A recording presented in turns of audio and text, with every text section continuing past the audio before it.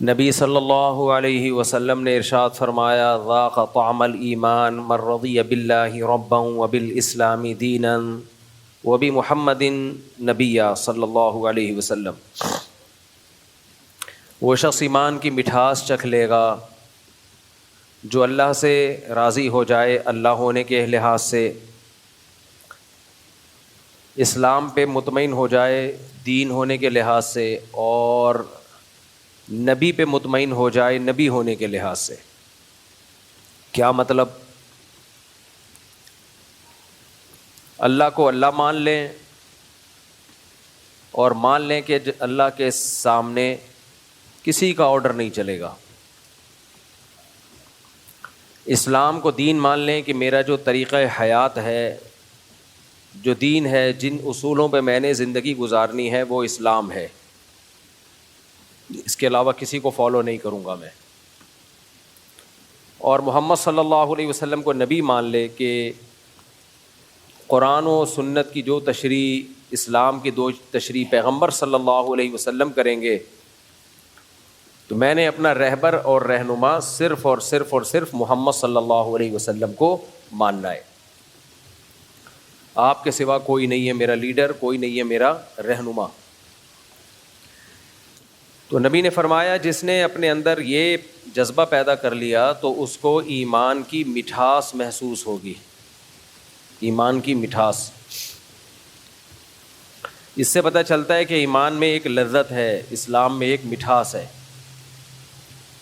یہ مٹھاس ان لوگوں کو محسوس نہیں ہو سکتی جو آدھے تیتر آدھے بٹیر ہیں۔ کوئی بھی چیز جب آدھی ادھر ہو آدھی ادھر ہو کسی کام کی نہیں ہوتی۔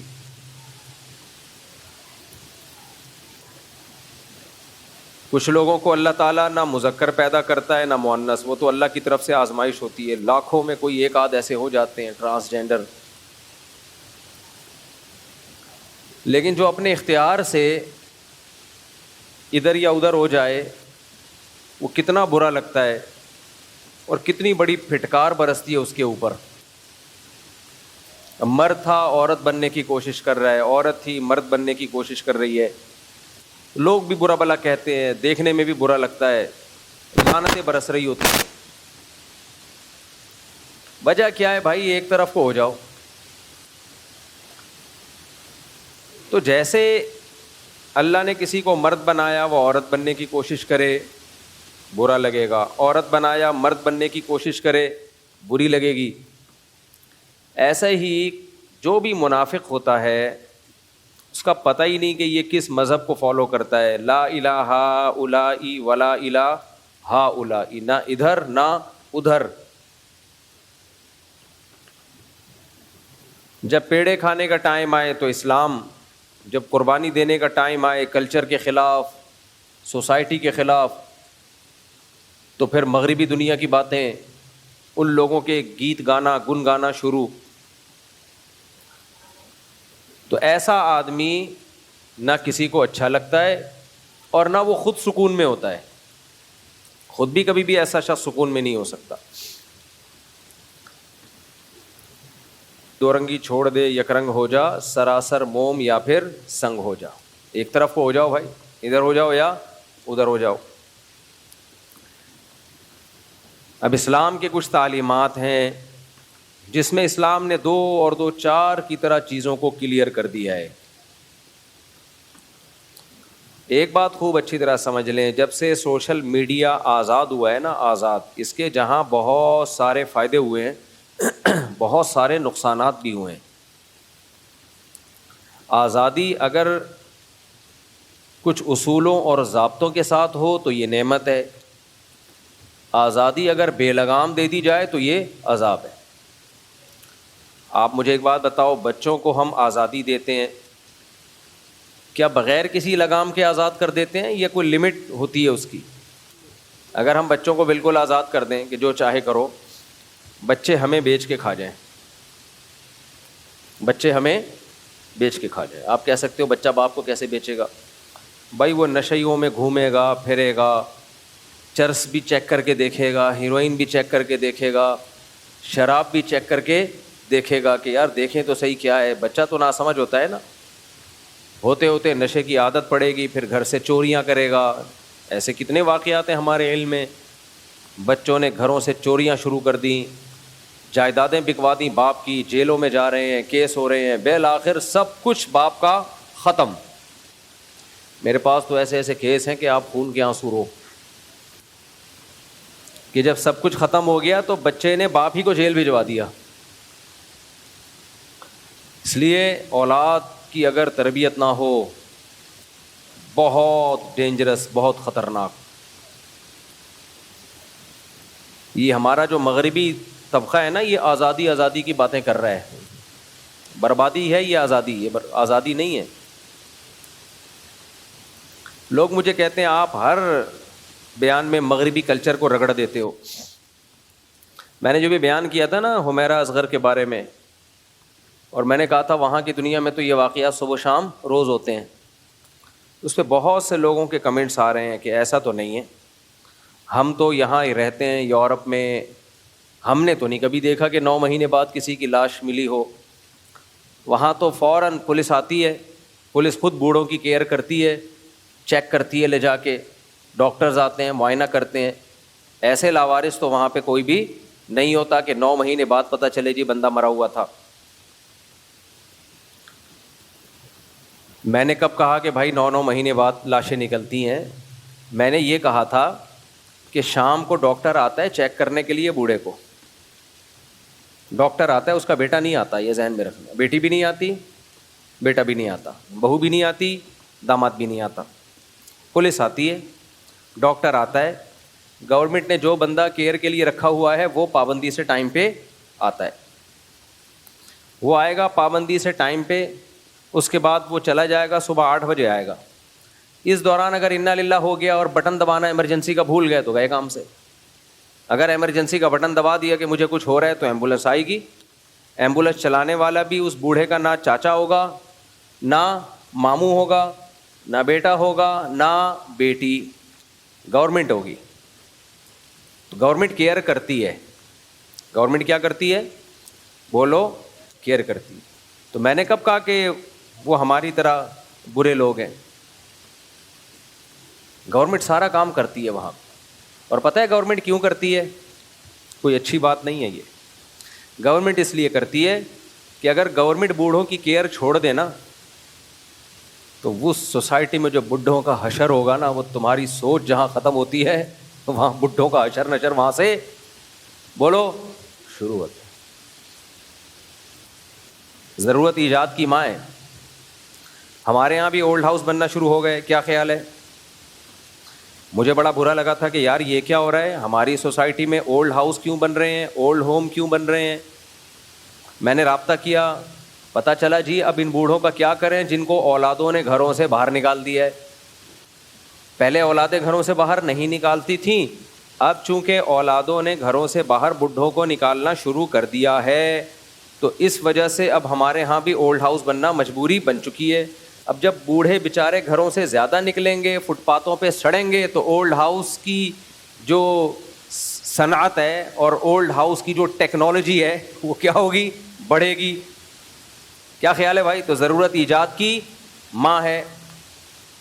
بچپن میں یہ جملہ بھی ہمیں سمجھ میں نہیں آتا تھا، ضرورت ایجاد کی ماں کا مطلب کیا ہے. ایجاد کوئی صاحب ہیں جن کی کوئی مدر ہے. بھائی جہاں ضرورت ہوتی ہے وہاں سوسائٹی اپنے آپ کو اس حساب سے ایڈجسٹ کرنا شروع کرتی ہے. تو یہاں بھی اولڈ ہاؤس بن رہے ہیں. میں اپنے سیکولر طبقے سے پوچھتا ہوں، جو دیسی لبرل ہیں، کون سا سوسائٹی میں ایسا کام ہو رہا ہے جس کی وجہ سے اولڈ ہاؤس بننا شروع ہو رہے ہیں؟ کیا ہو رہا ہے سوسائٹی میں؟ کیا ترقی کم ہو رہی ہے؟ آپ مجھے ایک بات بتاؤ، ہماری سوسائٹی میں لٹریسی ریشو پہلے زیادہ تھا یا اب زیادہ ہے؟ آپ لوگ کو جواب دینا پڑے گا. پہلے ایجوکیشن کم تھی، اب ایجوکیشن بولو زیادہ ہے. اب تو ایسے ایسے اسکول کھل گئے ہیں جو آپ نے کبھی خوابوں میں بھی نہ دیکھے ہو. ایٹیٹیوڈ، تمیز. پہلے اسکولوں میں تمیز نام کا چیپٹر ہی نہیں تھا. ٹیچر پکڑ پکڑ کے ڈھونڈ رہا ہے بچوں کو، کوئی پوچھنے والا نہیں ہے. ڈانٹ بھی رہا ہے، ڈانٹ ڈپٹ بھی کر رہا ہے، ابے تبے سے بات بھی کر رہا ہے. اب اسکولوں میں ایسا نہیں ہے, کیمرے لگے ہوئے ہیں, ایک ڈنڈا بھی چلایا کمپلین. کیا خیال ہے بھائی؟ اب تو تمیز زیادہ آنی چاہیے سوسائٹی میں. اب تو لوگوں ایجوکیٹڈ ہوتے جا رہے ہیں. ہمارے ہاں ڈاکٹروں کا ریشو پہلے کم تھا, اب زیادہ ہو گیا ہے. لڑکیاں تو پہلے تعلیم حاصل کرتی ہی نہیں تھیں. لڑکیوں کو سکھایا جاتا تھا ان کی ماؤں کی طرف سے گھر داری. جب لڑکیوں کا رشتہ لینے کے لیے لڑکے والے آتے تھے تو گھر میں سلیقہ دیکھتے تھے, لڑکی کی ڈگری سے ان کو کوئی دلچسپی نہیں تھی.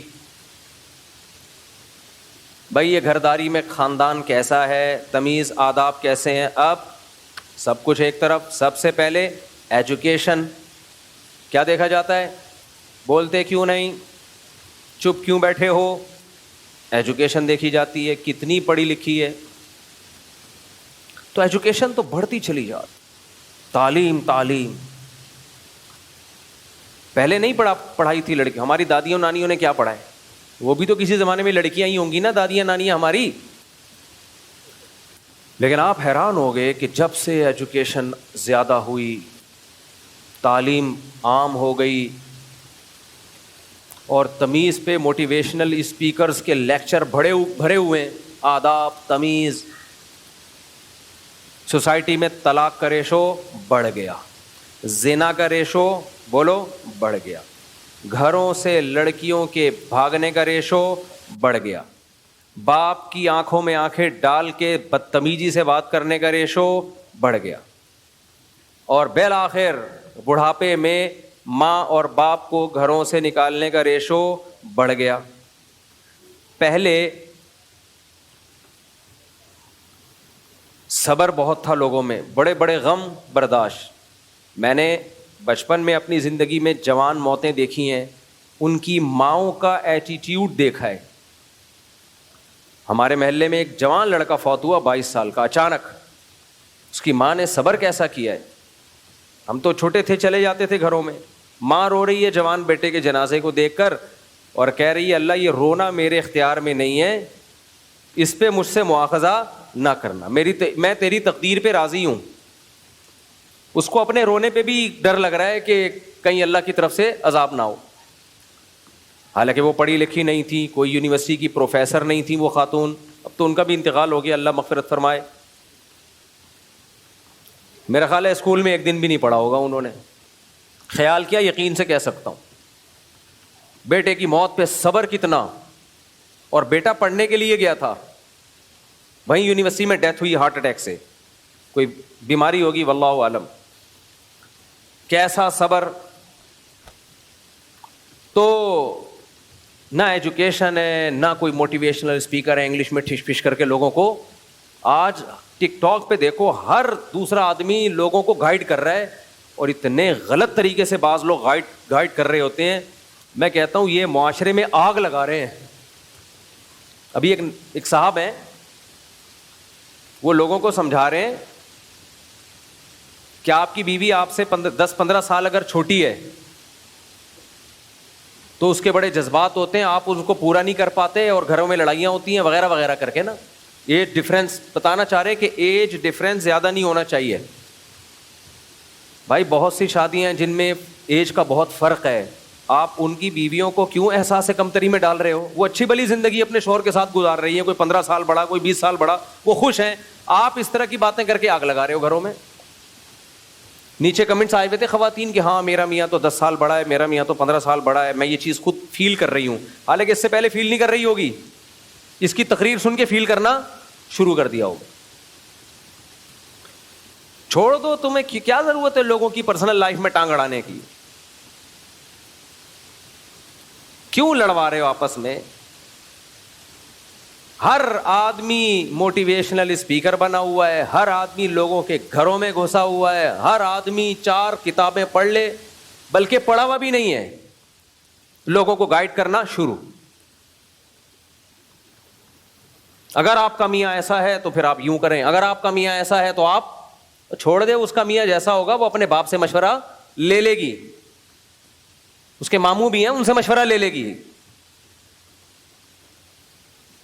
آپ کو کیا پتا کہ آپ جو اس کو گائیڈ کر رہے ہیں اس سے اور زیادہ فساد پیدا ہو جائے گھر کے اندر.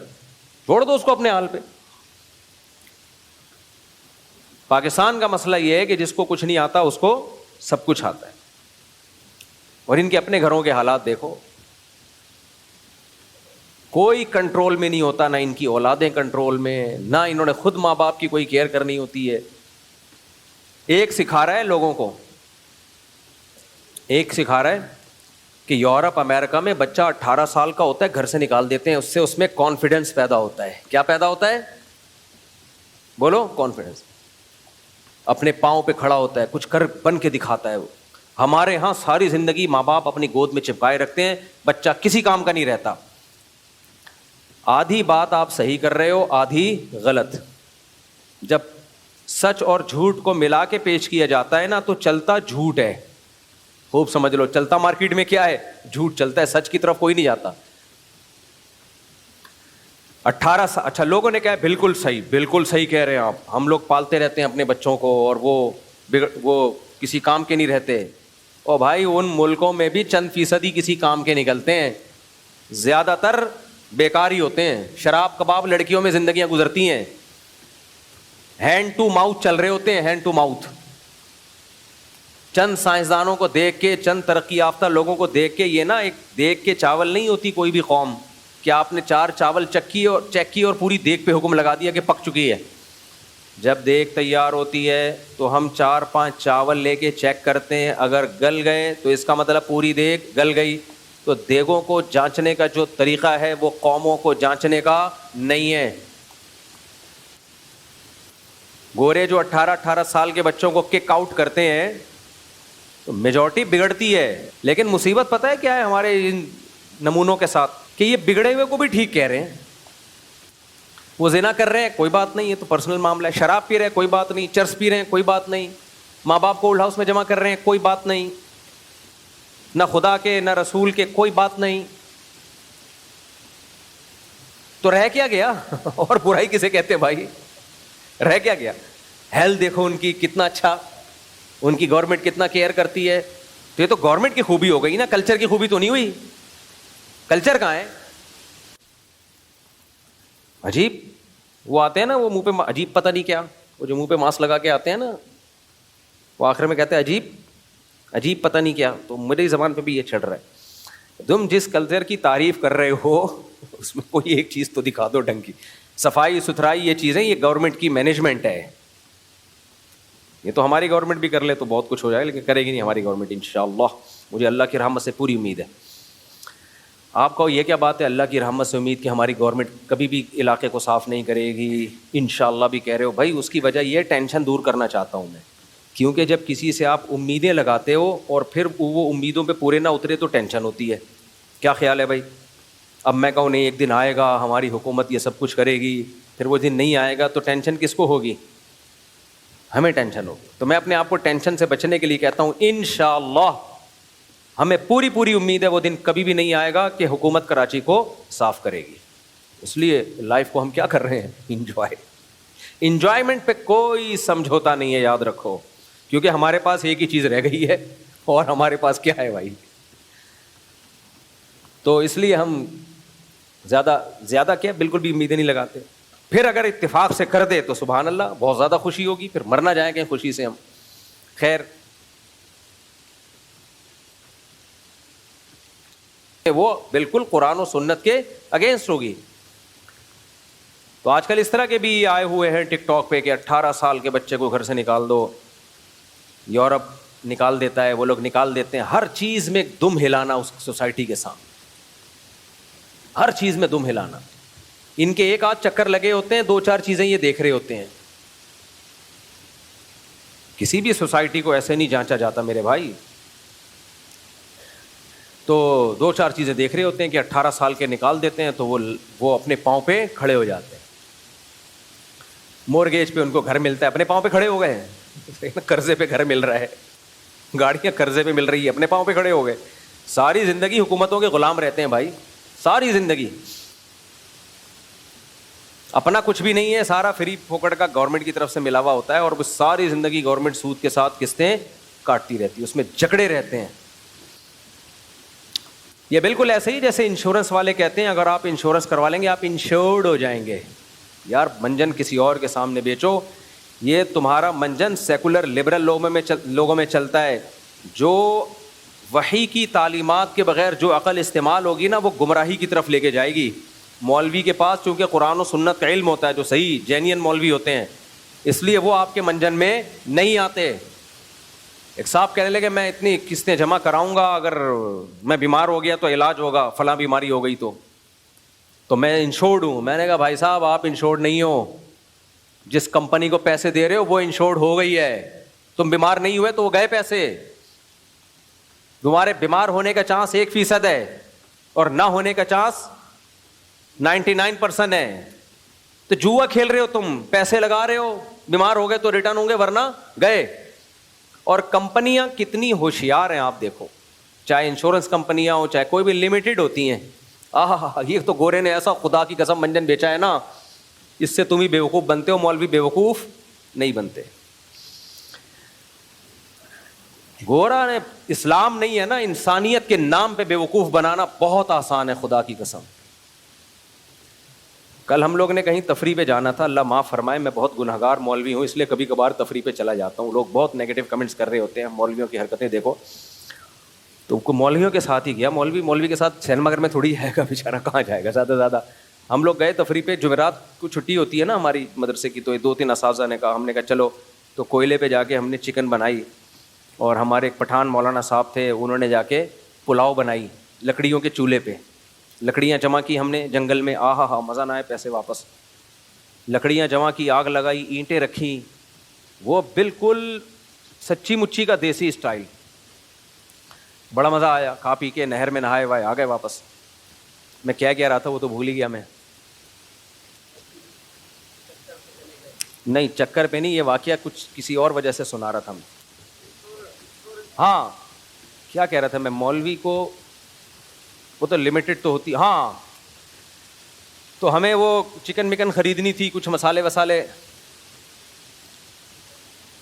تو اب کسی بڑے مال میں لے گئے ہمیں ایک مولانا صاحب. میں گھر کا سودا خریدتا ہوں محلے کے دکاندار سے. دو وجہ سے, ایک تو یہ کہ سب سے بڑی وجہ تو یہ کہ یار یہ چھوٹے چھوٹے دکانداروں کی تو واٹ لگ جائے گی اگر ہم سارے بڑے بڑے مال سے خریدیں گے. ایک وجہ یہ ہے, اور بھی بہت ساری وجوہات ہیں, وہ چھوڑو. اب یہ بڑے بڑے مالز میں ہوتا کیا ہے, یہ ہے سودی نظام کی برکتیں, یعنی نحوستیں. یہ لوگ کروڑوں روپے قرضہ لے لیتے ہیں بینک سے اور ایک بہت بڑا مال بنا لیتے ہیں. میں نہیں کہہ رہا 100% لوگ ایسا کرتے ہیں, میجورٹی ایسا کرتی ہے پوری دنیا میں. اب یہ جو کروڑوں روپے آپ کے ہاتھ میں آ گئے, یہ آپ کی خون پسینے کی کمائی نہیں ہے, یہ باپ سے وراثت میں نہیں ملی, جو باپ دادا کی کمائی ہو جو اب اولاد میں ڈیوائیڈ ہو رہی ہے. اچانک ایک آدمی کے ہاتھ میں اتنا پیسہ آتا ہے, وہ کروڑوں اربوں روپے کی انویسٹمنٹ کر کے بڑے بڑے مال بنا لیتا ہے,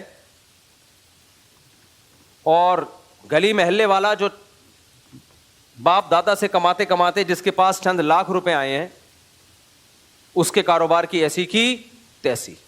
یا تو کروڑوں روپے انویسٹمنٹ ہو رہے ہوتے نا قرضہ لیے بغیر. قرآن کیا کہتا ہے, کیلا یکون دولتم بین الاغنیاء منکم. اللہ نے مال کی تقسیم کا طریقہ, بزنس کا طریقہ وہ رکھا ہے کہ دولت چند ہاتھوں میں مت سمٹے, نہ سمٹے دولت.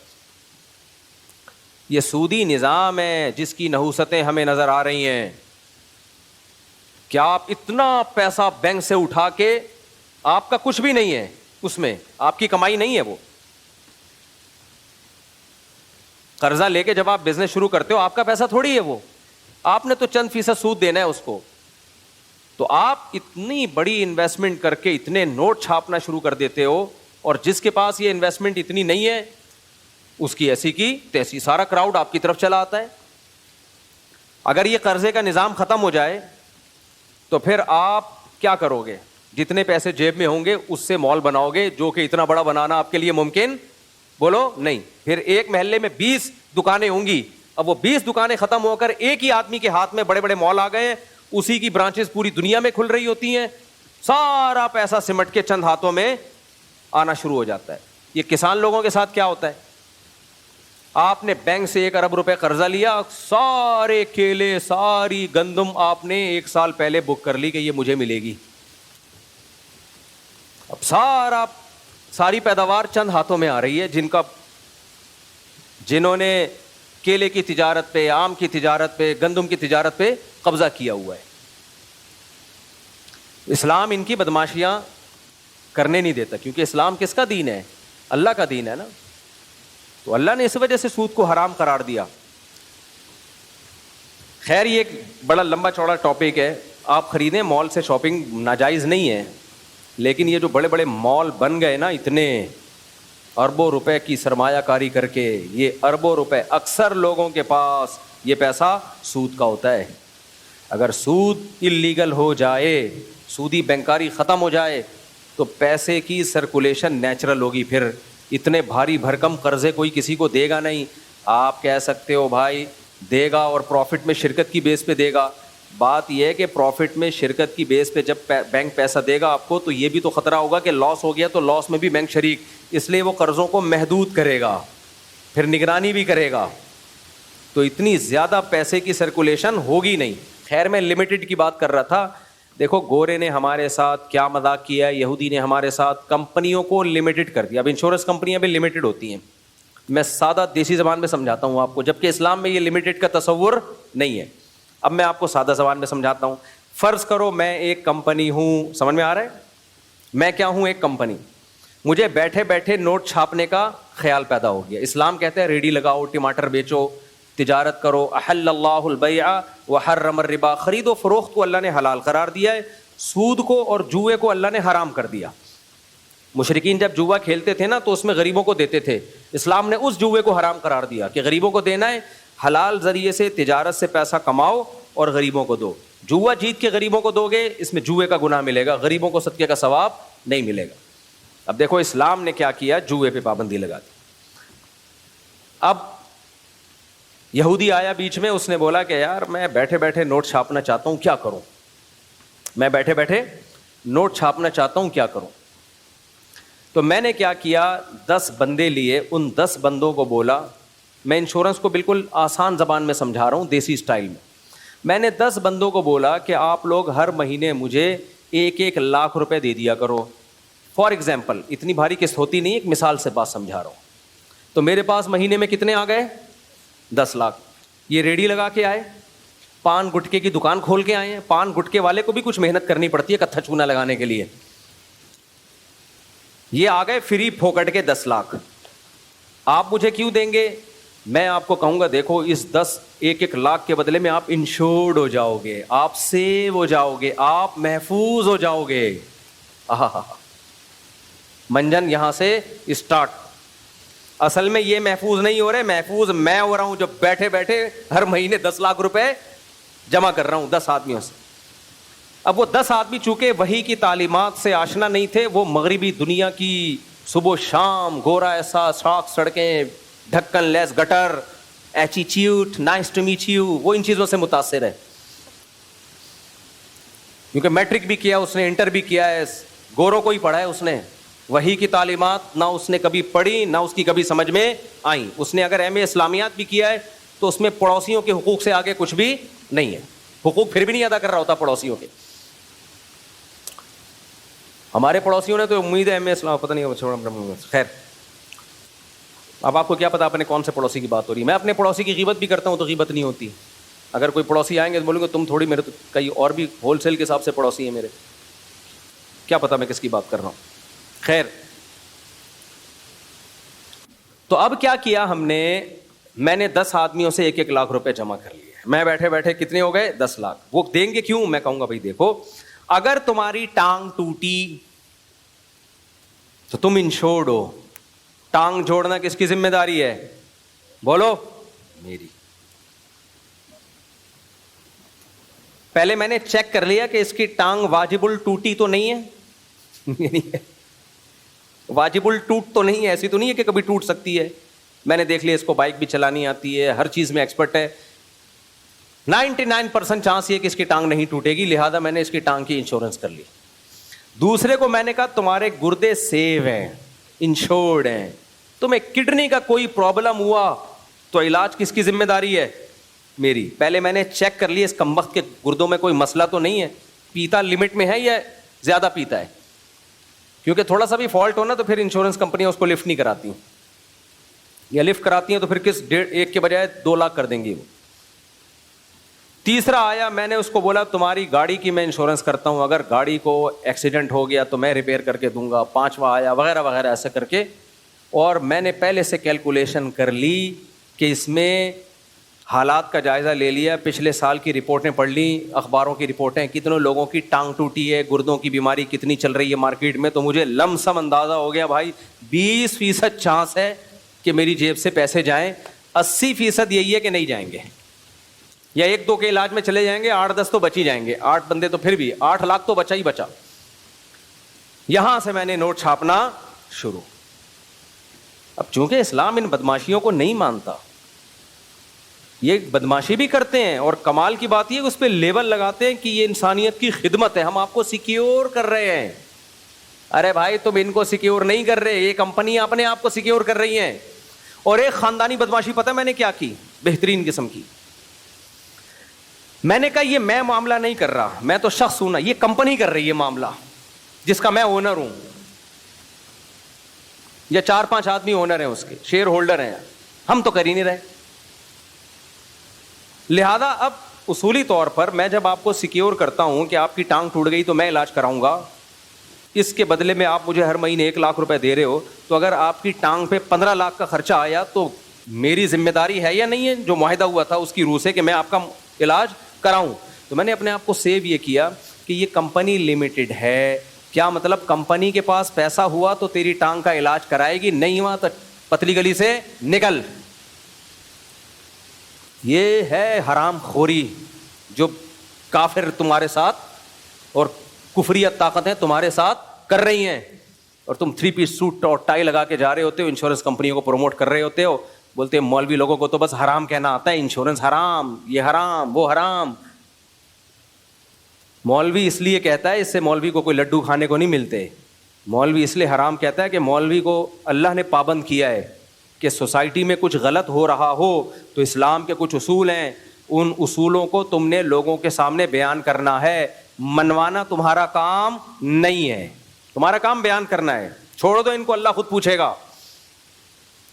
کافر تھوڑی اسلام کو مانتا ہے, وہ شراب پیے, وہ جوا کھیلے, وہاں تو کیسینو سینٹر کھلے عام چل رہے ہیں, ان میں بھی بڑی بدماشیاں ہوتی ہیں. وہ بھی اوپنلی جوے نہیں ہوتے, ان میں بھی شروع میں جتوایا جاتا ہے پھر ہرایا جاتا ہے. بڑے بڑے ڈرامے چل رہے ہیں. سمجھتے ہو گے نہیں سمجھتے تو کمپنیاں بھی لمیٹڈ ہوتی ہیں ماشاء اللہ, کوئی رسپانسبلٹی نہیں ہے. اسلام کیا کہتا ہے؟ آپ نے کہیں پیسہ لگایا, کسی مزدور کو دیا جس کے پاس پیسہ نہیں ہے, نقصان ہو گیا تو کون اٹھائے گا؟ انویسٹر کا نقصان ہے. اسی طرح قرضہ چڑھ گیا تو آپ کو دینا پڑے گا. آپ یہ نہیں کہہ سکتے کہ قرضہ مجھ پہ چڑھ گیا تو میرے پاس نہیں ہے, کمپنی سے تمہارا معاہدہ ہوا ہے, کمپنی کی نہ ٹانگیں ہیں, نہ ہاتھ ہیں, نہ پاؤں ہیں, وہ ایک شخص قانونی ہے جس کو لیگل پرسن کہتے ہیں. تو ٹھیک ہے, ڈاکومنٹیشن کی حد تک اس کو لیگل پرسن یا معاملات کو آسان کرنے کے لیے لیگل پرسن قرار دینے میں کوئی حرج نہیں ہے. لیکن اسلام کہتا ہے اس لیگل پرسن کے جو شیئر ہولڈر ہیں اوریجنل وہ ہیں جو بزنس کر رہے ہیں. لہذا قرضہ چڑھا تو کمپنی پہ نہیں چڑھے گا, ان لوگوں پہ قرضہ چڑھے گا. ان کے پاس پیسے ان کو دینے پڑیں گے, دنیا میں نہیں دیں گے.